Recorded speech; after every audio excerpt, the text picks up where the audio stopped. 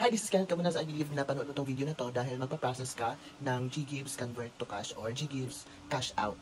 Okay, these steps process para ma-cash out natin yung GGives mo. First, magbibigay ako sa iyo ng merchant QR. Yung QR na yun yung i-scan sa GCash para gawing pambayad ang GGives mo. After that, second ay ang pag-screenshot ng resibo after mo magbayad at gamitin ang GGives mo. Now, third is ang verification process. So, all throughout, nasa more or less 5 minutes lang po ang process.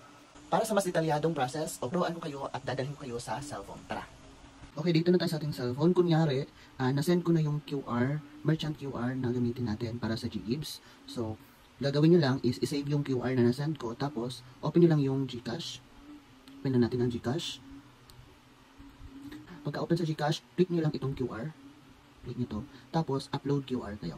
Ayan, kikita nyo yung, yung nasave na QR para i-upload natin. Ayan, pag nandyan na tayo, type lang yung amount, kunyari 15,000.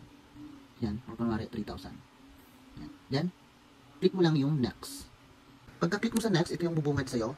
Papapiliin ka either GCash or GGives payment. Siyempre, GGives yung piliin mo, tapos si installment ka lang hanggang sa dumating ka sa option na ito. Dito mo makikita yung ilang months at magkano ang monthly mo.